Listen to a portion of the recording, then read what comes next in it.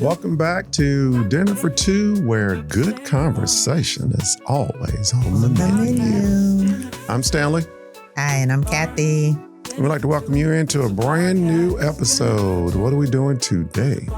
We are redefining modern masculinity.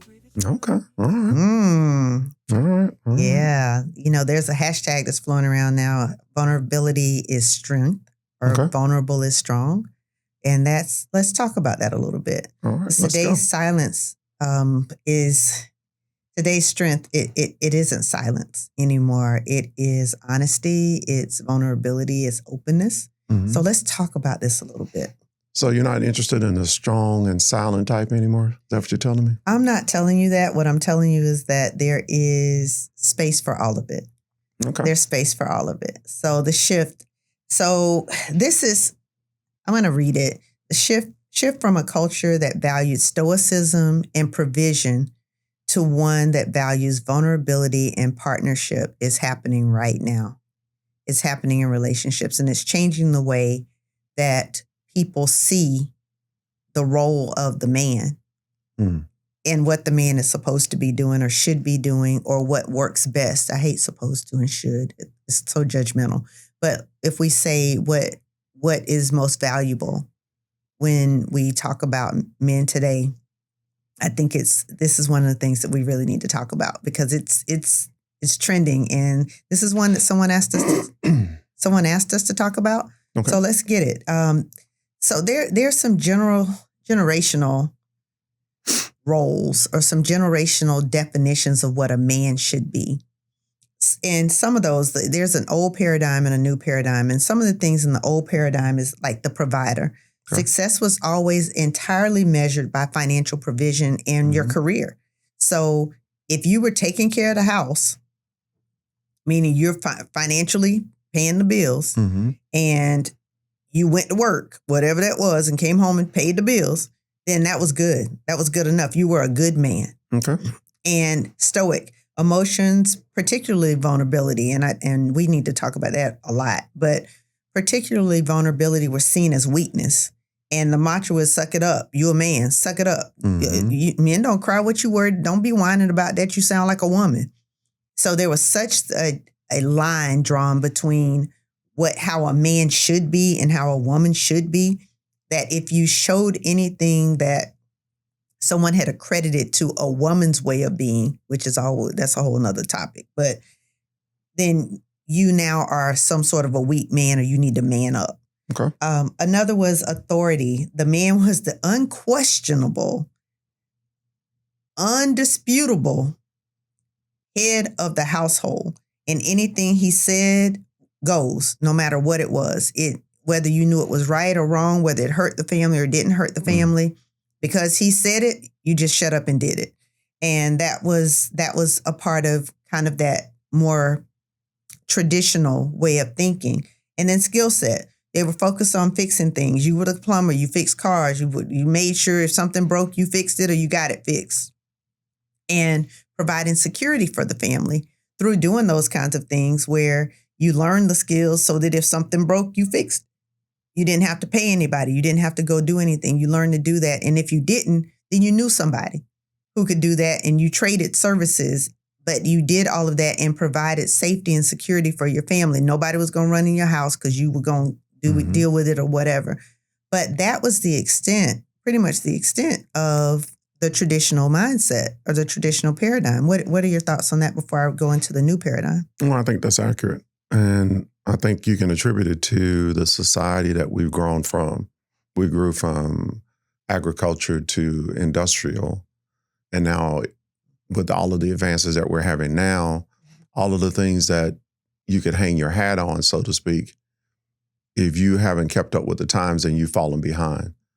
And I thought about something as you were talking about it. Most men, depending on the age now, when you meet them, the first thing they ask you is, what do you do? Yeah. If you're not working anymore, what did you do? What did you do? Yeah, because that was a point of reference that everybody had, and they could say, well, you were successful because you did X, Y, and Z. And so now you're saying that's changing. Yes. So the new paradigm or the modern partner is more than just the traditional man. The modern partner is a co-creator, a co-parent. Success is measured by the contribution to the household, not just financially. But there's an emotional stake in this now. It's what you bring to the partnership as an emotional partner, as a complete person, as a whole partner in the success of our relationship. Not just you take care of the bills and then you have no other emotional or non-tangible responsibilities in ensuring that the house is a comfortable home for everybody that's in it. Okay. And that's going to be a big shift. It is. So when you think about it in the big scheme of things, that's something you're going to have to be taught to do. Yeah, some. I think that you're absolutely right. Particularly, and you're going to have to be interested in learning how to do it. Intentional about it, because it does require you to think differently. It does require you to look at things differently, and you have to be emotionally aware. Okay. Strength is defined by the ability to identify, express, and manage emotions and hold space for your partner's feelings. What do you think about that? Well, we just talked about that. Hopefully you guys had an opportunity to watch the last episode. And if you didn't, if not, will be a good time to like and subscribe. But we talked about rituals and routines. And so your partner needs to know that they can count on you. Consistency. Yes. And to cover those blind spots that they have. And so men in the past have gotten off simply because they could just bring home the bacon, so to speak. And when you got home, you could just sit in the easy chair. Didn't matter if the house needed to be clean. The easy chair. Keys. The easy chair, the recliner. You went there. Well, if we're going all the way back there, we got to go all the way back to what it was called. With the remote control. I was going to say. So, yeah, with the pocket on the side. No, you had the easy chair with the remote control, and you just sat in that chair when you got home and waited for dinner to be prepared. Yes. And waited for the children's homework to get done. And then, so now you're asking them to be a full participant. Yeah, and emotionally aware. Again, identify, express, and manage your emotions. So that's something that a lot of people shy away from because it leads you to the next thing, which deals with a lot of exposure of vulnerability. Yeah, see, we're not doing that. Yeah, but you are. Yeah. Yeah, but you are, because when you don't do it, I see your vulnerability. Anyway, because what happens is you're fighting so hard not to be something that it shows that you really are that. Thou protesteth too much. Thou protesteth too much. Absolutely. Yes. Absolutely. So another is the collaborator now. The collaborator is a part of this new shift on masculinity. Okay. It's no longer me do and you do. It's we collaborate. We come up with decisions together. Decisions are made through communication, negotiation, and compromise. Let me say those again. Communication, negotiation, and compromise. That's how decisions are made now. Right. Where before, like you said, because I said so, and that worked with everybody in the house, from your wife to every child to the dog, because you said so. And now we're in a society where collaboration is what's honored and what builds the connectedness that we need in a relationship. So, and we've had situations where that's been tough for women to acquiesce to, because they know their husband's better than most, and they're like, he don't try. He's not trying to learn anything differently. He's not trying to do anything differently, but he's telling me what we need to do here. And I've learned that in finances, we need to have this, or we're underinsured, or whatever the case may be. And so, dude, if you want to be a leader, you need to be a learner. Absolutely. And then there's got to be some communication. Yes. And there's got to be some collaboration. Yes. And then we make a decision about whatever it is that we want to do. Compromise. Yes. I can remember you coming back from a conference in Colorado, and you're like, we're underinsured. Yeah. And that wasn't an opportunity for me to push back. I was, okay, what did you learn? Right. So now we can actually talk about it and then collaborate on what we need to do to fix that deficit. So that is a new paradigm though. Yeah. So again, in the new paradigm, we're talking about being co-creators and co-parents. So working together, creating solutions together, being emotionally aware, and then being able to identify, express, and manage your emotions, being a collaborator. And that means working with us through communication, negotiation, and compromise. And then the last one is skill set, focused on emotional literacy, active listening, and participating equally in the tasks that are at hand. Okay. It has to be we're in a time with the rise of the hands-on dad. We're no longer the hands-off dad. We're no longer the hands-off husband. We're no longer the hands-off spouse, wife. We're no longer the hands-off. We have to be engaged in the complete development of the relationship over time. Okay. The whole relationship. The whole relationship. Right. The whole relationship. Okay. All right, so Stanley, what was the biggest mental hurdle you had to overcome when you were letting go of that old paradigm? It's the talking about everything. Because for me, it was like, why do we have to talk about everything? Some stuff we should just be able to do. But when you've not been taught and you don't understand the value of communicating and how that diminishes the other person's input, it diminishes their understanding about things. All of those things are diminished when you don't want to talk. But that was the biggest thing for me. And then talking to the men, I found out that we were generally, most of us were in the same boat. Yeah. It's that you didn't want to talk about it. It's like, for God's sake, just get to the point. But then when you pointed out, what are you in a hurry to get to? Yeah. You know, why is it that we need to speed through this conversation so we can do what? Right. And so that was you can go do what? That was a aha moment. Yeah. And so the reality of it was you just didn't want to have the conversation. It wasn't that you needed to get to anything. You just didn't want to have that conversation. Yeah. And in a lot of cases, it may be because it highlighted some deficits that you had. Yeah. Yeah. Or, it triggered some things. It made you think about some things that you maybe wish you could do and you aren't quite there yet. Yes. So it opens up the door for you to have to do some self-reflection and some evaluation that sometimes is hard to do. Correct. Got 100%. It. So let's talk about just some terms. I want to make sure that we are clear on some terms. And one of them is toxic masculinity. That's one of the things that's being thrown around a lot. And there is a such thing as toxic masculinity. This isn't just being a man. It refers to a specific harmful societal norm that pushes men to suppress emotions, be dominant and aggressive, and view women or sensitivity with contempt. It's the harmful expression of traditional male traits and values. And we see that a lot in the news. Yeah. Okay, so yeah, it doesn't need to happen in your house in order for you to understand it's not the right thing to do. So just recognize behavior wherever you see it and then be intentional. Right. About making sure that you don't let that seep into your relationships. Yeah. It's weakness masters power. Yeah. Anytime you got to say you the man. Yeah. You got to beat your chest about it. You kind of aren't. Yeah. Yeah. So the opposite of that, though, the opposite of toxic masculinity, which is a plague that somebody needs a cure for. The opposite of that is the soft men or beta males. Fix your face. Why did you have to make that face? Okay, well.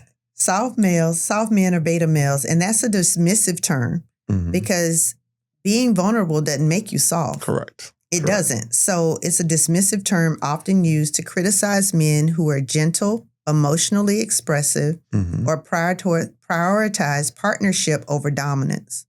The label is typically used by those who feel threatened by the redefined male and the redefinition of strength. Right.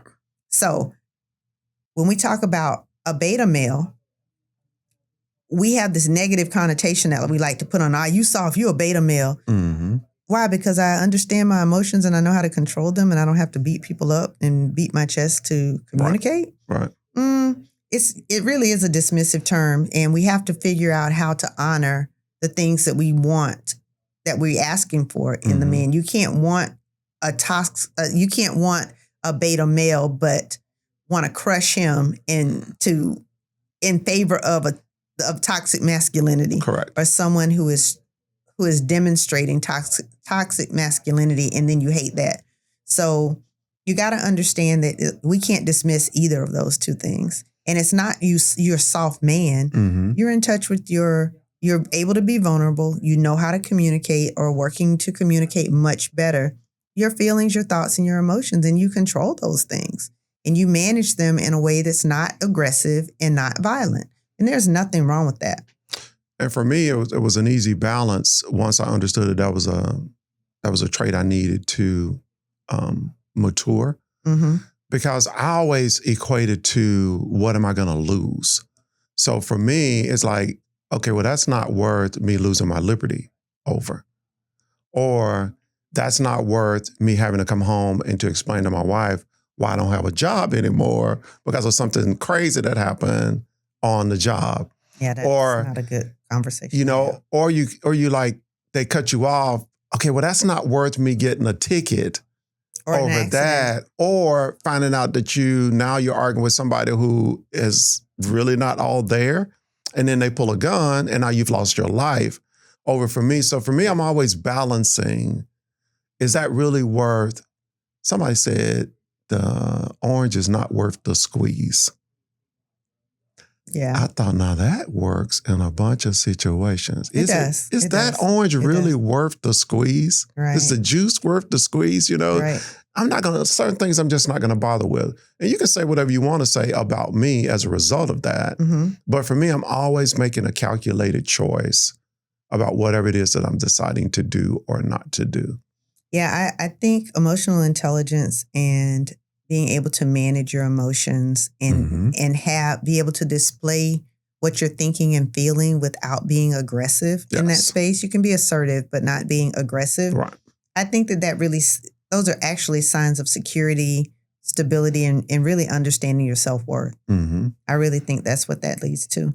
And the last one that we want to talk about here in terms of the terms that are being used a lot, emotionally unavailable men. Okay. Well, we can all relate to that. Yeah. So this stereotype describes men who are physically present, but unable or unwilling to connect on a deep emotional level. It's often rooted in generational pressure to suppress your feelings and the old paradigm. What was that statement you said in class the other day? It was about men going shopping with women. Yeah. It was like we don't want we want the pleasure. We want the pleasure of your presence, not the pressure of your presence. Yes, that was it right there. Yes. So, and I will shout that from everywhere. We want the pleasure of your presence. We don't need the pressure of your presence. So if we're going somewhere and you're gonna go and huff and puff the whole time, or you're gonna go sit in a corner and not interact and look like a crazy person, I gotta keep explaining why you sitting over there looking like a crazy person instead of engaging. Or if you are going to say, I'll go with you to the store, and you know what that may look like, and then every time I move from one section to the other, you huffing and puffing, or you standing there staring like, how long you going to be in this space? Right. That's problematic. Stay home. Stay home. That's pressure of your presence. So yes, you agreed to be there, but then what came with that? Right. What came with that? And then what does that put on me, or what would that put on you if I'm standing behind you, like, you getting another one, like, what you looking at now? That's manipulation. It is manipulation. Yeah, and so it's like, I'm gonna give you what you asked for, but you're gonna hate it the whole time. Yeah. And so you're clearly not self-aware, because if you know that's not you, if you know you can't manage that, you don't have. A long time ago, you said if you don't have a bandwidth to do that. Then just say it. Yeah. Say, I can't. Okay, what I can do is I can do 30 minutes. But you know the game comes on at 1 o'clock. So can we do 30 minutes? And that's a yes or a no. If you said, I know it's going to take me longer than 30 minutes. So why don't you just stay? That's open communication. Yes. You've collaborated on how to come to resolution. Yes. And now nobody's upset. Yes. And women, we have to do a better job. And I won't say women, spouses have to do a better job, because it could be anybody, of recognizing when those times are. Yes. If you know that the game comes on, that's not the time to say, I want you to go shopping with me, and we got to go to wherever people go shopping now. Yeah. And it's going to take me, a bunch of hours to do that. And he's been waiting all day for this game to come on. Yes. Yeah, you got to do a little better than that. Time it better. We got to take some responsibility in that. And that doesn't mean the game is more important to you. Correct. Than you. More important than you. Don't do that. That's manipulation. Right. That's manipulation, because pick me or him. Pick me or it. Yeah, pick me or it. Which one's more important? Don't do that. Yeah, that's manipulation, because he can ask you, is your timing more important? What's more important? Because again, that's manipulation. Don't do that. Don't do that. That makes us look real ugly. Okay. So emotional unavailability is not a gender issue, but it is often a learned male behavior. Correct. It is an emotional boundary that needs to be gently but firmly challenged through clear, consistent communication. Okay. So we want to make sure that if you are the emotionally unavailable partner, because again, it doesn't have to be the male. Correct. But if you are, a matter of fact, we were just talking to someone where we found out it's actually his wife that's that way. If you're emotionally unavailable, then you need to know that about yourself and figure out how you're going to fix it. Right. Yeah, just figure out how you're going to fix it. So what women really want from modern masculinity. And women today aren't looking for less masculinity. So let me clear that up. We're not asking you to be a woman. That's not what we're asking you to do. But we're looking for better, healthier masculinity. We want it to be better. We want it to be healthy. We want it to be a balance between what we need and what you feel you need to display. Okay. And reliable vulnerability. We don't need a man who cries every day, but we also need we want a person who is going to be honest and who's willing to talk about what's going on inside of them when something is, so that it can be understood and we don't have to try to navigate around landmines that we didn't plant. We don't know they're there and until we step on one and we blow up.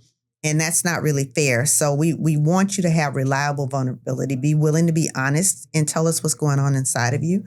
And I'll read this. Vulnerability must be reliable, meaning it can't be weaponized or used to manipulate. For instance, don't start crying because I'm going somewhere.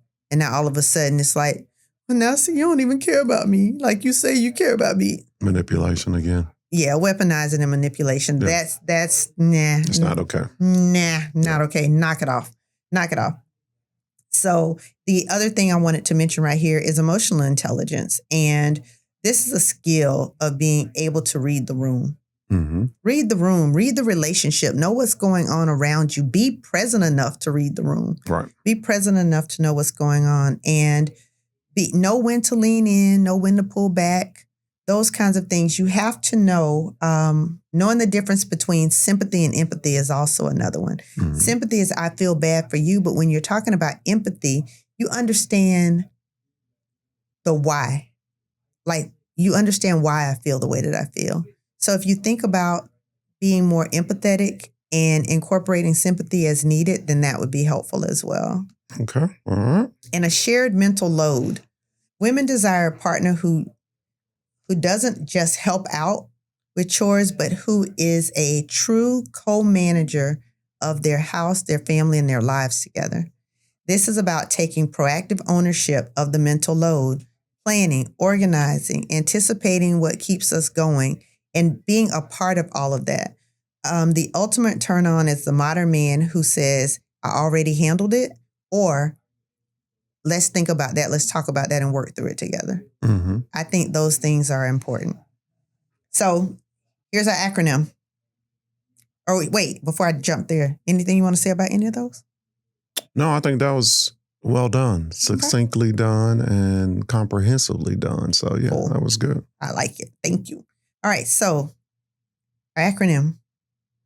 STRONG. The S in STRONG stands for self-awareness, which we covered earlier. Yeah. Got to know who you are and be honest about who you are and honest about where you need to do some work. Yeah, for sure. All right. And then the T is transparency, giving people some insight into why you feel the way you feel. And when you have feelings, talk about what those feelings are. Yeah. And I know it's hard, or it has been hard traditionally, but make room for that. And when your partner does tell you the why, don't criticize it. It's their why. So if it's their why, it's theirs. They own that. It's not for you to tear it apart. It's for you to understand. Right. Then the R is responsibility. Responsibility. So again, taking ownership. Make sure that you own the part of the relationship that is yours, whatever that happens to be. So making sure that you're responsible for that. Openness is the O. Openness is important. That's the only way you're going to truly be able to collaborate about an outcome is if you're open about how you really feel about it. It can't be, well, I don't care, or it doesn't matter. You need to have an opinion about things. Yeah. What's your real opinion about things? And then why do you have that opinion? Because that's important too. You need to be able to to articulate that. And it needs to be, you need to have a safe space to be open, though. You need to create a space where people can be open with you without it turning into something bigger than what we're talking about right now. Correct. And then the N in strong is nurturing communication. Yes. So find ways to talk to each other, not at each other. Tone and timing. Tone and timing and texture. What does it feel like coming out of your mouth? What does it feel like? And is it going to get you the result that you ultimately want? Not in the moment, but is it going to add value or take away from what's actually happening right now? In the context of what we're talking about now, because you're talking about the whole relationship. You said, I want you to be an active partner in the entire relationship, just not a portion of the relationship. Exactly. So that's important. Exactly. And have a growth mindset. That's the G in strong. Yeah, a growth mindset. So be willing to say, you know what, I need to work on that. And then get radically immersed in what it is that you know you need to learn. We need radical immersion in the stuff that we need to learn. So listen at podcasts, go read a book. If you don't want to read a book, get an audio book. Yes. If you hit the read to me, if you go to review on a Word document, if you copy it and drop it in a Word document, go to review and hit the read to me, it'll read it to you. So there are things that you can do to get information. Listen at podcasts, go to YouTube, look at videos from reputable people, reputable sources, not foolishness. Get some wisdom. Yeah. Ask AI to give you the thought leaders in whatever it is that you're talking about. When I was going through my speaking course, one of the things that I looked at was speakers and those who have mastered the art of speaking. And I looked for, and I studied those people, and I figured out what is it that they say and do that makes them successful in this. And then I started to find my way in using my words well so that I could have an impact when I'm having conversations. So I want you to think about being willing to grow. Be willing to grow. Just be willing to grow. Okay. And the last thing I want to talk about really quick, holding space versus fixing. I'm going to ask you, tell me about this male urge to fix everything. Well, when you fix it, there's a tangible outcome.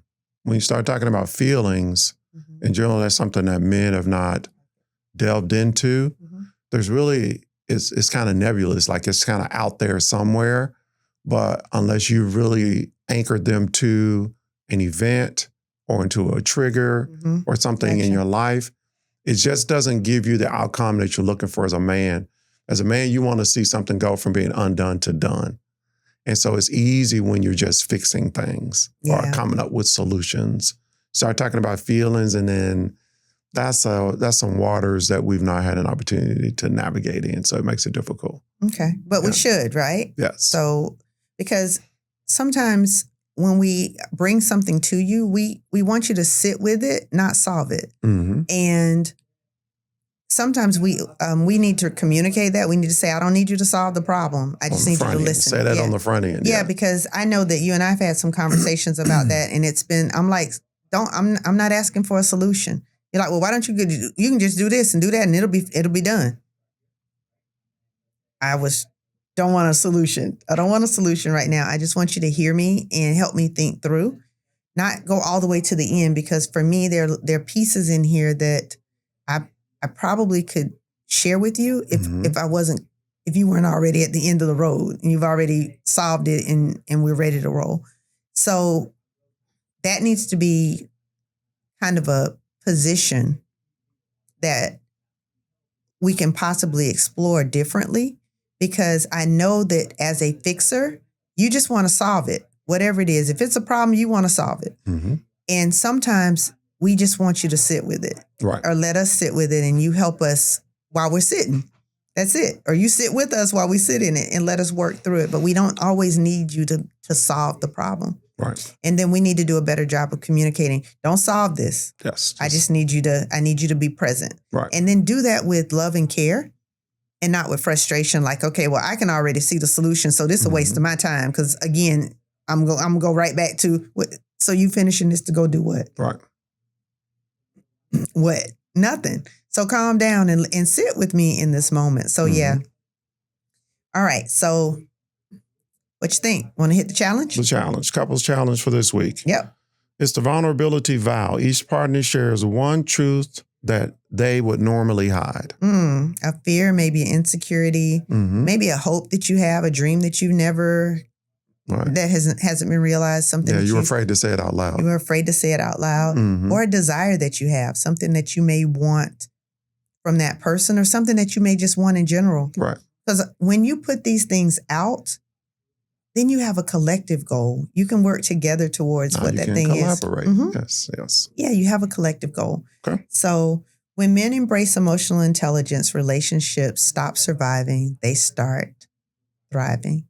Yes. So I want us to think about this new idea of modern masculinity and not get into this and shift from the mindset of the traditional man, because you're not married to the traditional woman.